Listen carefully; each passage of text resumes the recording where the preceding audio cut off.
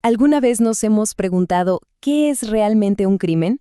Bueno, vamos a sumergirnos en cómo esa idea ha dado un giro radical a lo largo del tiempo. Este es un recorrido que no busca tanto responder una vieja pregunta, sino que nos va a obligar a plantearnos una completamente nueva, y quizá mucho más incómoda. Y todo, absolutamente todo, arranca con la gran pregunta, la que ha estado en el centro del debate por siglos. ¿Un criminal nace o se hace? Las respuestas, como veremos, nos llevan por caminos que no podrían ser más diferentes. Primera parte. La máquina de la anomia. Desde esta perspectiva, el crimen no es visto como un acto de maldad individual, sino más bien como una falla, un cortocircuito en el gran sistema de la sociedad. Aquí la palabra clave es anomia, un concepto de sociólogos como Emil Durkheim. Pensemos en un estado en el que las reglas del juego social se vuelven confusas, o peor, inalcanzables.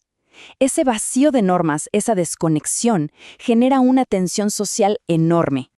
Luego, el sociólogo Robert Merton le dio una vuelta de tuerca. Argumentó que la sociedad nos bombardea con metas culturales, como el sueño de tener éxito y riqueza.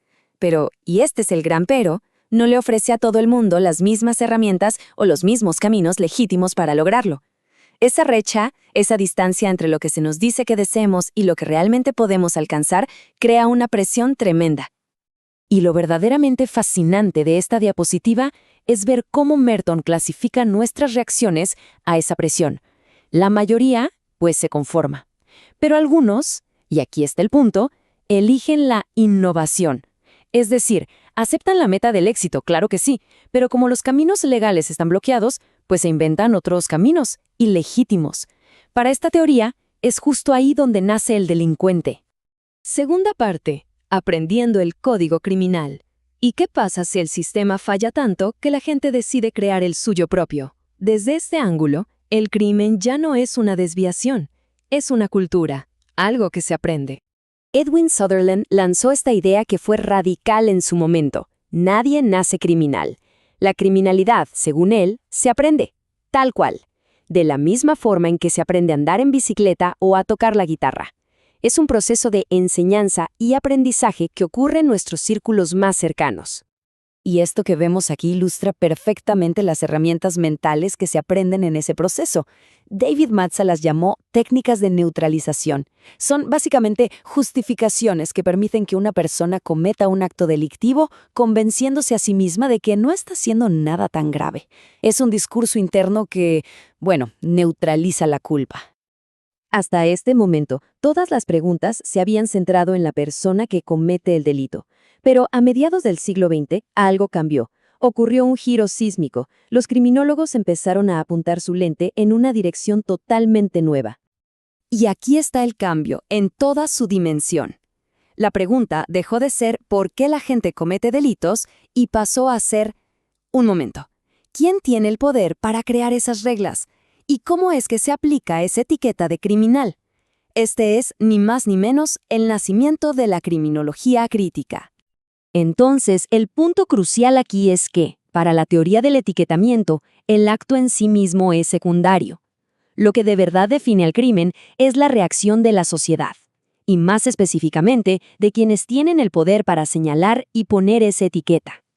La versión más radical de esta teoría llega a una conclusión, que es impactante. El sistema de justicia penal no solo combate la delincuencia, sino que de hecho la crea. Al etiquetar y estigmatizar a las personas, el sistema las empuja a asumir esa identidad criminal. Se genera un ciclo del que es casi imposible escapar. Para entender cómo funciona este poder de etiquetar y de controlar, es imposible no hablar del filósofo Michel Foucault.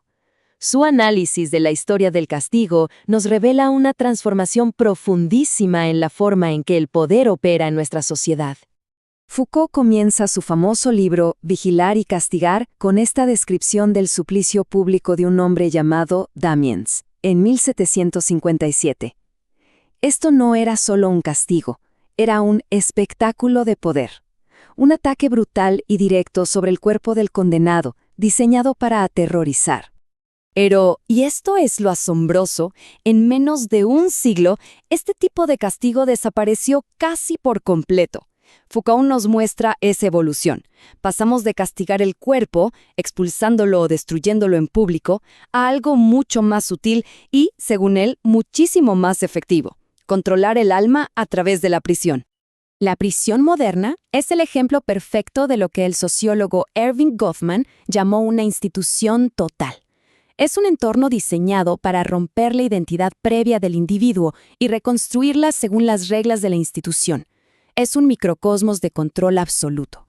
Y ese modelo de control total nos lleva directamente a la metáfora más poderosa de Foucault para entender la sociedad moderna: el panóptico. A ver, imaginemos una torre central, desde la que un guardia puede ver el interior de todas las celdas. Pero, y esto es lo importante, los prisioneros no pueden ver al guardia. No saben si los están observando en un momento dado, así que deben comportarse como si siempre lo estuvieran. El control se vuelve interno. Los prisioneros se vigilan a sí mismos. Y aquí viene el gran salto de Foucault. Él sostiene que la lógica del panóptico se ha escapado de la cárcel y se ha convertido en el modelo para las escuelas, los hospitales, las fábricas y, en general, para toda la sociedad. El objetivo es producir cuerpos dóciles, individuos que se autorregulan y se ajustan a las normas.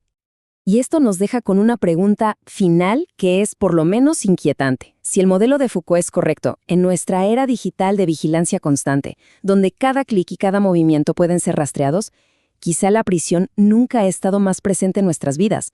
La pregunta ya no es si el criminal nace o se hace, sino en qué medida todos participamos en el sistema que los define y los vigila.